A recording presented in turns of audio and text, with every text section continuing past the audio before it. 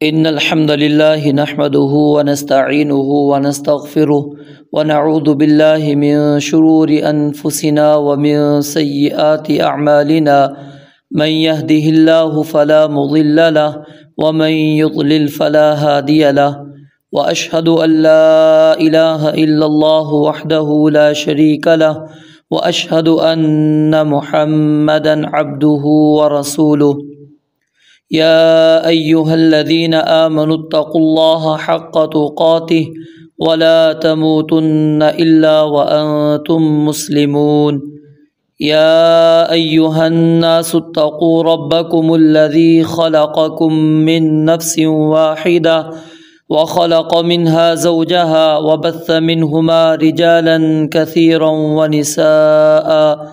واتقوا الله الذي تساءلون به والأرحام إن الله كان عليكم رقيبا يا أيها الذين آمنوا اتقوا الله وقولوا قولا سديدا يصلح لكم أعمالكم ويغفر لكم ذنوبكم ومن يطع الله ورسوله فقد فاز فوزا عظيما اللهم صل على محمد وعلى آل محمد كما صليت على إبراهيم وعلى آل إبراهيم إنك حميد مجيد اللهم بارك على محمد وعلى آل محمد كما باركت على إبراهيم وعلى آل إبراهيم إنك حميد مجيد قال الله تبارك وتعالى في القرآن المجيد فأعوذ بالله السميع العليم من الشيطان الرجيم من همزه ونفخه ونفثه بسم الله الرحمن الرحيم ودت چاہتی ہے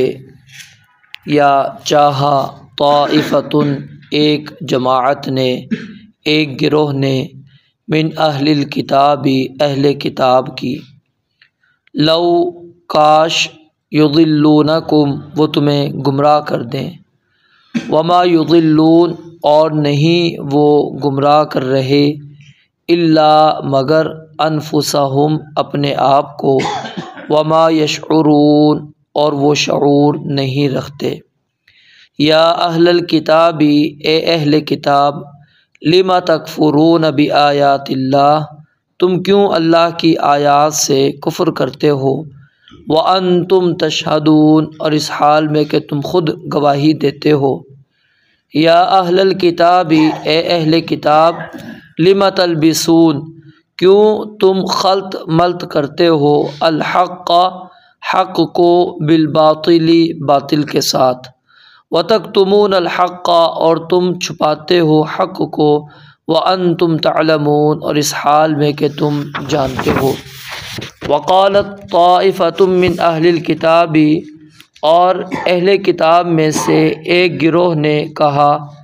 آمنوا ایمان لاؤ بالذی اس چیز پر یا اس بات پر انزلہ جو نازل کی گئی ہے علی الذین آمنوا ان لوگوں پر جو ایمان لائے کب ایمان لے کر آؤ وجہ النہاری دن کے شروع میں وکفروا اور کفر کرو انکار کر دو آخرہ اس دن کے آخر میں لعلہم یرجعون تاکہ وہ واپس لوٹ آئیں ولا تؤمنوا اور کسی کی بات مت مانو الا سوائے اس کے لمن تبع دینکم جو تمہارے دین کی پیروی کرے قل کہہ دیجئے ان الہدی ہدی اللہ بے شک اصل ہدایت اللہ تعالیٰ کی ہدایت ہے ان یؤتا یہ کہ دیا جائے احد کوئی ایک مثل ما اوتیتم اس کی مثل کہ جو تم دیے گئے ہو او یا یحاجوکم وہ تم سے جھگڑا کریں عند ربکم تمہارے رب کے پاس قل کہہ دیجئے ان الفضل بید اللہ بے شک فضل اللہ تعالیٰ کے ہاتھ میں ہے یؤتیہ وہ دیتا ہے من یشاء جسے چاہتا ہے، واللہ واسع علیم اور اللہ تعالیٰ وسعت والا سب کچھ جاننے والا ہے۔ یختص برحمتہ وہ خاص کرتا ہے اپنی رحمت کے ساتھ، من یشاء جسے چاہتا ہے، واللہ ذو الفضل العظیم اور اللہ بہت بڑے فضل والا ہے۔ ایک مرتبہ پھر دیکھیں، ودت چاہا طائفتن ایک گروہ نے، ایک جماعت نے، من اہل الکتاب اہل کتاب میں سے، لو کاش، یضلونکم وہ تمہیں گمراہ کر دیں، وما یضلون حالانکہ نہیں وہ گمراہ کر رہے، الا مگر انفسہم اپنے آپ کو، وما یشعرون اور وہ شعور نہیں رکھتے۔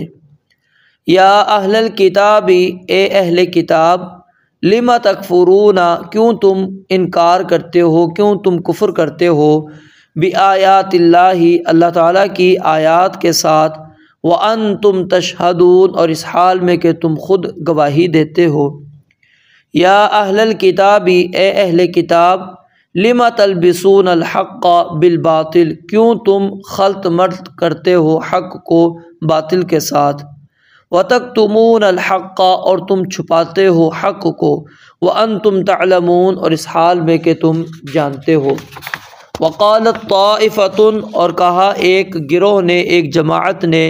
من اہل الکتاب اہل کتاب میں سے، آمنو ایمان لاؤ، بالذی اس چیز پر، انزل جو اتارا گیا ہے، نازل کی گئی ہے، علی الذین ان لوگوں پر، آمنو جو ایمان لائے، وجہ النہار دن کے آغاز میں، دن کے شروع میں، وَاکْفُرُوا آخِرَہُ اور انکار کر دو دن کے آخر میں، لَعَلَّهُمْ يَرْجِعُونَ تاکہ وہ واپس لوٹ آئیں، وَلَا تُؤْمِنُوا اور تم ایمان نہ لاؤ، تم یقین نہ کرنا، تم بات مت ماننا، الا مگر لمن اس شخص کی، تبع دینکم جس نے تمہارے دین کی پیروی کی، یعنی صرف اپنے یہودی یا عیسائی ہی کی بات ماننی ہے اور کسی اور کی بات پر یقین نہیں کرنا، ان کی بات بالکل ماننی ہی نہیں ہے۔ قل کہہ دیجئے، ان الہدی ہدی اللہ کہ بے شک اصل ہدایت اللہ تعالیٰ کی ہدایت ہے، ان یؤتا اور اس بات کو بھی مت مانو، ان یؤتا یہ کہ دیا جائے، احدن کوئی ایک، مثل ما اوتیتم اس کی مثل جو تمہیں دیا گیا، یعنی جو نبوت تمہارے پاس آتی رہی وہ کہیں کہ جی نبوت اللہ تعالیٰ جس کو چاہے دے دیں، یہاں پر آ گئی ہے، تو اس بات کو بھی تم نے نہیں ماننا، او یا اس بات کو بھی تم نے نہیں ماننا کہ وہ تمہیں ڈرائیں گے، کہیں گے یحاجوکم کہ وہ جھگڑا کریں گے تم سے، عند ربکم تمہارے رب کے پاس۔ قل کہہ دیجئے، ان الفضل بید اللہ بے شک تمام کے تمام فضل، سب فضل، بید اللہ اللہ تعالیٰ کے ہاتھ میں ہے، یؤتیہ وہ دیتا ہے، من یشاء جس کو چاہتا ہے، واللہ واسع علیم اور اللہ تعالیٰ وسعت والا سب کچھ جاننے والا ہے۔ یختص برحمتہ وہ خاص کرتا ہے اپنی رحمت کے ساتھ، من یشاء جسے چاہتا ہے، واللہ ذو الفضل العظیم اور اللہ تعالیٰ بہت بڑے فضل والا ہے۔ پہلی آیت کے اندر اللہ رب العالمین نے اہل کتاب کے ایک گروہ کا تذکرہ کیا، کیونکہ یہاں پر من اہل الکتاب اللہ تعالیٰ نے تبعیض کا ذکر کیا ہے، جس طرح یعنی کہ آپ سمجھ لیں کہ سب لوگ یہ نہیں چاہتے، کچھ لوگ منصف بھی ہوتے ہیں، وہ اعتدال پسند ہوتے ہیں، وہ سمجھتے ہیں کہ نہیں حق جو بات ہے وہ حق تسلیم کرنا چاہیے، اگرچہ اقرار نہ کرو لیکن یہ بات تو کہہ دو کہ حق یہی چیز ہے۔ تو اس لیے اللہ تعالیٰ نے فرمایا کہ ان میں سے کچھ لوگ چاہتے ہیں کہ لو یضلونکم کاش کہ وہ تمہیں گمراہ کر دیں، تمہیں راستے سے ہٹا دیں، ٹھیک ہے، لیکن اللہ فرماتے ہیں وہ گمراہ تمہیں نہیں کر رہے، اپنے آپ کو کر رہے ہیں، اور انسان کو اس کا شعور بھی نہیں۔ یعنی اب یہاں پر جو چیز ذکر کی گئی ہے وہ کیا ہے کہ انسان کو بدلہ اسی کی ہی قسم سے دیا جائے گا جو وہ کرے گا۔ وہ لوگوں کو گمراہ کرنا چاہتے تھے، اللہ نے ان کو گمراہ کر دیا۔ تو یہ کیا ہے؟ جزاء بمثل ما، یہ یعنی مثل ہی جزا کہلاتی ہے کہ جو انسان زیادتی کسی پر کرے گا اسی طرح کی اللہ تعالیٰ نے اس کو سزا دے دینی ہے۔ تو وہ گمراہ دوسروں کو کرنا چاہتے تھے لیکن خود گمراہ ہو گئے، اور وما یشعرون، اور اللہ تعالیٰ نے یہ بات بھی بیان فرما دی کہ انسان اپنے آپ کو بڑا عقل مند سمجھتا ہے لیکن بسا اوقات اس کو سمجھ نہیں آتی۔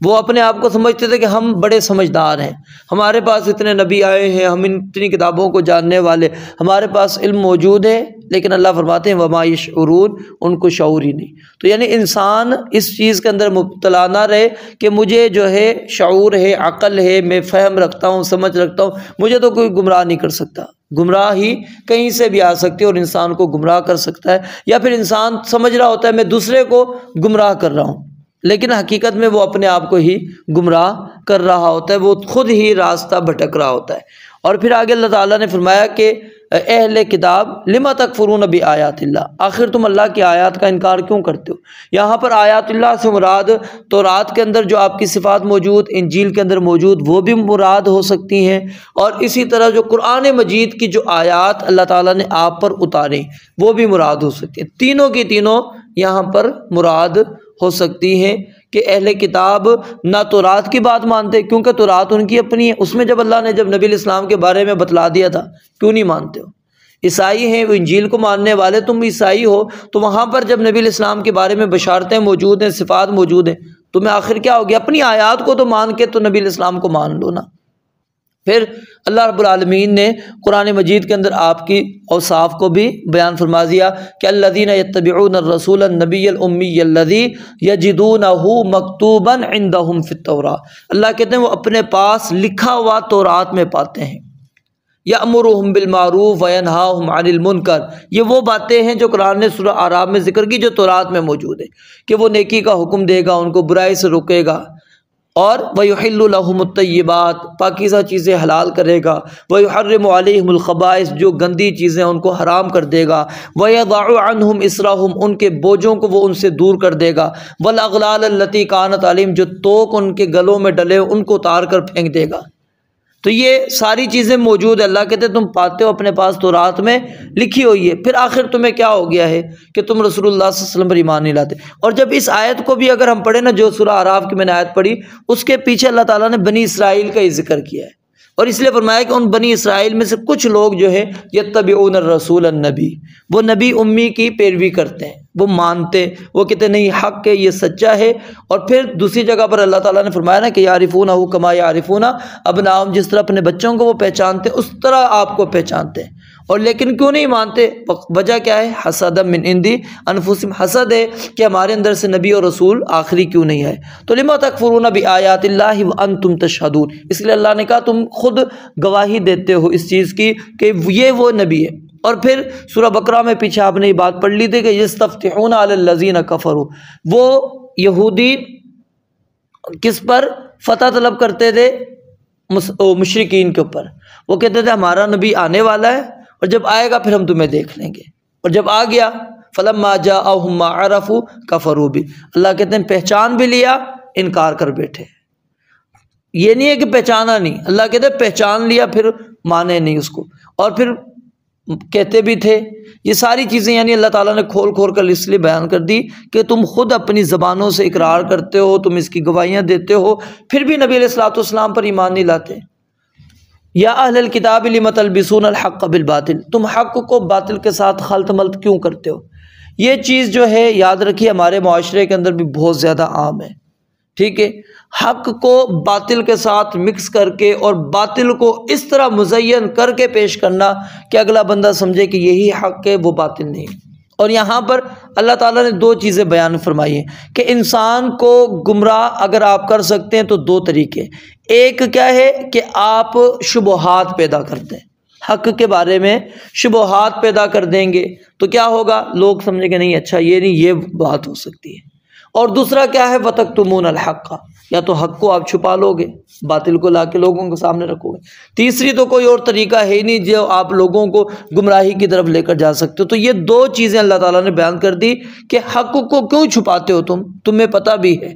اور تم حق کو باطل کے ساتھ خلط ملط بھی کرتے ہو، تمہیں پتہ ہے یہ وہی نبی ہے لیکن تم کہتے ہو کہ نہیں یہ وہ نہیں ہے، نعوذ باللہ یہ جھوٹا ہے، وہ تو دوسرا نبی ہے جس کے بارے میں تورات کے اندر موجود ہے انجیل، یعنی اس کا انکار پھر بھی نہیں انہوں نے زبان سے کیا کہ جو ہمارے پاس لکھا وہ غلط ہے۔ نبی علیہ السلام کا انکار کر بیٹھے کہ نہیں یہ وہ نہیں ہے جس کے بارے میں ہماری کتابیں بیان فرماتی ہیں۔ وَأَنْتُمْ تَعْلَمُونَ، اور اس لیے اللہ تعالیٰ نے فرمایا کہ تم حقیقت میں جانتے بھی ہو، تمہیں علم بھی ہے، لیکن اس کے باوجود تم حق کو باطل کے ساتھ مکس کرتے ہو، خلط ملط کر دیتے ہو اور حق کو چھپا دیتے ہو۔ پھر آگے اللہ رب العالمین نے اسی گروہ کا تذکرہ کیا آگے کہ اہل کتاب کی ایک جماعت جو ہے اپنے لوگوں کو وہ کہتی کہ ایک ہم سازش کرتے ہیں کہ یہ کام شاید کہ کر جائے، اور وہ سازش کیا ہے کہ جی تم مسلمانوں کی جماعت کے اندر صبح کے وقت جا کر شامل ہو جانا، تم سب کے سامنے اقرار کرنا کہ ٹھیک ہے ہم نے مان لیا واقعی یہ آخری نبی ہے، ہم اس چیز کا اقرار کرتے ہیں، صبح ایمان لے آؤ، شام ہو انکار کر بیٹھنا، کہنا کہ نہیں یہ وہ نبی نہیں، ہم نے اس کے ساتھ رہے، ہم پورا دن ہم نے دیکھا ہے، یہ وہ نہیں ہے جس کے بارے میں ہماری کتاب کے اندر موجود ہے۔ اب کیا ہوگا؟ لعلہم یرجعون، اللہ کہتے ہیں جب صبح ایمان لے کر آؤ گے تم جا کر ان کے ساتھ اور شام کو واپس آؤ گے، جو کمزور مسلمان ہیں جن کا بھی ایمان مضبوط نہیں ہوا، وہ کہیں گے آخر یہ اہل کتاب ہیں، ان کے پاس تورات موجود تھی، انجیل موجود تھی، یہ جانتے تھے نبی علیہ السلام کو پہچانتے تھے، آخر انہوں نے کہیں پر کچھ نہ کچھ تو دیکھا ہوگا نا،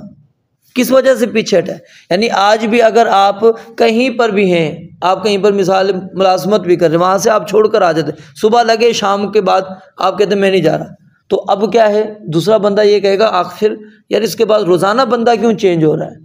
آخر بندے میں اس میں کوئی کمزوری نہیں ہونی، لیکن کیا ہے روزانہ جو چینج ہوگا تو ہر بندہ دیکھنے والا یہ سمجھے گا کہ نہیں مالک ٹھیک نہیں ہے، کہ وہ کسی کو ٹکنے ہی نہیں دے رہا۔ تو یہ چیز ہے کہ انہوں نے یہ طریقہ اپنایا کہ اس طرح ہم کر کے لوگوں کو دین سے بیزار کر لیتے ہیں، لوگوں کو دین سے ہٹا دیتے ہیں، اور تو دوسرا طریقہ نہیں ہے کہ ہم ان کو کہیں کہ نہیں یہ جھوٹا ہے، وہ مانیں گے نہیں، ہم کوئی نبی علیہ السلام کے بارے میں بات کریں وہ بھی نہیں کامیاب ہوگی۔ تو یہی ایک طریقہ ہے، خود اسلام کا لبادہ اوڑھ کر آ جائیں اور شام کو ان کے اندر سے واپس ہو جائیں، تاکہ جب کمزور مسلمان یہ چیز دیکھیں گے تو وہ کہیں گے ہاں ٹھیک ہے، لعلہم یرجعون، اللہ کہتے ہیں وہ یہ چاہتے تھے تاکہ وہ واپس اسلام سے اپنے کفر کی طرف آ جائیں۔ اور پھر آگے جب بھیجتے تھے ان کو ڈر تھا، کیونکہ ہمیشہ یاد رکھیے جو باطل ہوتا ہے اس کو خوف ہوتا ہے کہ میرا بطلان جو ہے واضح نہ ہو جائے، باطل پن میرا جو ہے نا ظاہر نہ ہو جائے۔ حق کو کبھی بھی ڈر نہیں ہوتا، حق بندہ جو ہوتا ہے، حق جو بھی ہے وہ یاد رکھیں ڈرتا نہیں، جس طرح ہم کہتے ہیں نا کہ سچا بندہ کبھی بھی نہیں ڈرتا، جو جھوٹا ہوتا ہے اس کو پتہ ہے میں جھوٹ بول رہا ہوں، اس کو ڈر خوف ہوتا ہے، وہ جھوٹ بولتا جاتا ہے چاہے وہ 100 بول جائے، لیکن اس کو پتہ ہوتا ہے کہیں نہ کہیں میں پکڑا جا سکتا ہوں۔ لیکن جو حق بات سچ بات کرنے والا اس کو پتہ ہے کہ میں جہاں پر بھی مجھے لے جائیں، جس طرح بھی اس کو یہ جھوٹا ثابت کرنے کی کوشش کریں نہیں کر سکتے۔ تو اس لیے ان کو پتہ تھا کہ کہیں ایسا نہ ہو کہ وہ جائیں اور مسلمانوں کی عادات کو دیکھ کر، نبی علیہ السلام کی تعلیم کو دیکھ کر، آپ کے اخلاق کو دیکھ کر ان کے ساتھ ایک دن کا لمحہ ہی گزار رہے، اور اس لمحے گزارنے کے بعد کہیں ایسا نہ ہو کہ تم واپس ہی نہ ہو، تم ان کے ہو کے رہ جاؤ۔ تو پکا کر کے بھیجتے تھے، کچے بندے کو نہیں بھیجتے تھے، جو بالکل پکا ہوتا تھا اس کو کہتے تھے تم جا کر یہ کام کرو، پکڑنا نہیں۔ کیا کرنا ہے؟ ان کی بات نہیں ماننی، بالکل نہیں ماننی، ٹھیک ہے، بات ہماری ماننی ہے، ان کی اگر مانو گے گمراہ ہو جاؤ گے۔ اور وہ چاہے تمہیں کہیں کہ نہیں ہم یہ سچا نبی ہے، اللہ تعالیٰ نے کیا نام ہے بنو اسماعیل میں نبوت منتقل کر دی ہے، تم اس بات کو ماننا نہیں، تم کہنا نہیں نبوت ہمارا حق تھا، ہمیں ہی ملنی ہے، ہمارے علاوہ کسی اور میں جا ہی نہیں سکتی، یا وہ تمہیں ڈرائیں گے دھمکائیں گے، کہیں گے دیکھو ہم قیامت کے دن اللہ کے ہاں دلیل پیش کریں گے کہ تم مسلمان ہو گئے ہو، ہمارے ساتھ آ گئے ہو، شامل ہو گئے ہو ہمارے ساتھ، تو اللہ تعالیٰ کے ہاں یہ دلیل ہم پیش کر کے بیان کر دیں کہ اللہ انہوں نے حق مان لیا تھا۔ تو اس بات سے بھی تم نے گھبرانا نہیں ہے، وہ کچھ نہیں کر سکتے، اللہ کے پاس بھی نعوذ باللہ کوئی تمہارے خلاف بات نہیں کر سکیں گے۔ اس طرح کی یہ 3 باتیں کر کے ان کو بھیجا کرتے تھے۔ تو اللہ نے درمیان میں ایک بات بیان کر دی کہ قل ان الہدی ہدی اللہ، کہ یہ چیز یاد رکھ لیجئے کہ اصل ہدایت اللہ تعالیٰ کی طرف سے ہے، کہ اللہ جس کو دینا چاہتا ہے دے دیتا ہے، جس کو اللہ توفیق نہیں دیتا وہ چاہے جس طریقے سے بھی آئے اس کو توفیق نہیں ملے گی، اور جس کو اللہ نے توفیق دینی ہوتی ہے وہ چاہے آپ ہیلوں کے ذریعے سے اس کو داخل کر دیں، اللہ تعالیٰ اس کو راہ حق، راہ ہدایت نصیب کر دیتے ہیں۔ پھر آگے اللہ رب العالمین نے فرمایا قل ان الفضل بید اللہ، کہ یہ جو فضل ہے یعنی نبوت، یہ اللہ تعالیٰ کے ہاتھ میں ہے۔ یہ نبوت بھی اس میں مراد ہو سکتی ہے اور علم بھی مراد ہو سکتا ہے، لیکن خاص یہاں پر ہم نبوت مراد لیں تو یہ زیادہ بہتر ہے کہ وہ اللہ تعالیٰ کے ہاتھ میں یؤتیہ من یشاء، اللہ جس کو چاہتا ہے عطا کر دیتا ہے۔ واللہ واسع علیم، اللہ تعالیٰ خوب وسعت والا اور خوب جاننے والا، اللہ کو پتہ ہے کہ کہاں پر نبوت میں نے رکھنی ہے۔ سورہ انعام کے اندر آیت بھی آتی ہے، اس کا یہی معنی ہے کہ اللہ اعلم حیث یجعل رسالتہ، کہ اللہ تعالیٰ خوب جانتا ہے کہ اپنی رسالت کو کہاں پر رکھے، اس کو پتہ ہے کہ میں نے کہاں پر رکھنا ہے۔ یہ کسی کے ماننے سے اللہ تعالیٰ نہیں دیتے کہ کوئی مانگ لے